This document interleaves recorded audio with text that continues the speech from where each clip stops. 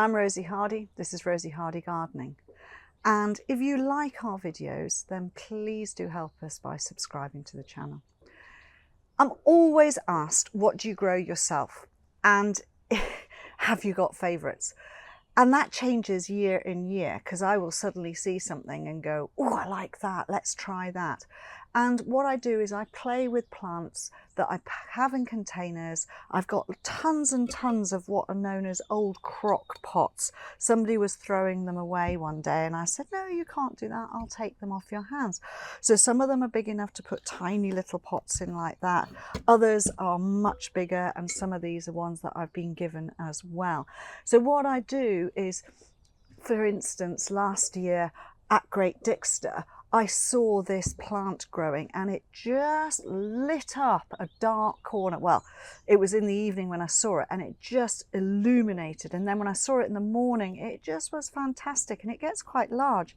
And this is a Cuphea ignea, and I hadn't got it. And then suddenly one of my friends who has a nursery had some. And I thought, no, I'm getting that plant for me to have a look at, see whether it's hardy here on our high elevation here and cold winds. So what I'm going to do with it is, I'm not going to be cruel to it, which is what I sometimes do, but I am going to put it into a cold tunnel and then see how it grows on. But it is just the most amazing little plant, because these flowers, when you look at them, they're like little faces. They're little ears at the back here, and then you look at them and it's almost as though they're sticking out a purple tongue. And I think they are really, really sweet. Now it's a young plant, it's only just starting to flower, but they come into their own late in the season, and then they are just brilliant and vibrant and look fantastic. So it has a structure a little bit like a shrubby fuchsia, but it is just a completely different species, and this is one that I'm going to play with, take cuttings, see where we go with it, but I think it's fabulous. So this is orange and yellow with a little bit of purple in there, lovely purple stems. So I go for things with structure and things that are interesting even when they're not in flower as well. And there's a little bit of a theme going on here with the colours, because when we go to some of the shows, especially when we go to something like Hampton Court Flower Show, there are plant heritage stands there. Now these plant heritage stands are people who've taken on a plant, either just a single plant, and they're keeping it and they're making sure that plant stays and that everybody can buy a few of it, or they take a group. And this chap had Asclepias, and I just thought, you know what, these are so bright and vibrant. Look at that. You've got this lovely orangey red at the back, and then these vibrant flowers coming out of those bracts at the back of there. And then when it goes to seed, it puts on these amazing seed pods like this. So this is Asclepias, and I have to read it, curassavica. No, that's not how you spell it. Curassavica. There you go. I'm not very good at pronouncing some of the names when it's not something I grow all the time. So I will go into my head and it will eventually be there. So what I'm going to do, these are not hardy here, so I'm going to take some seed. These again are going to go into a cold tunnel.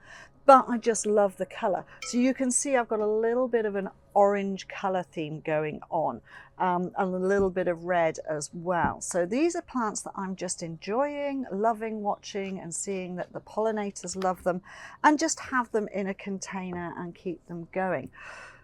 This particular one here is something that I wouldn't normally grow, but I suddenly thought, you know what, I love the foliage of this plant, absolutely stonking. So it's got these beautiful dark purple leaves, and then although this is not in flower now, it's putting on a seed head here, it's going to start again.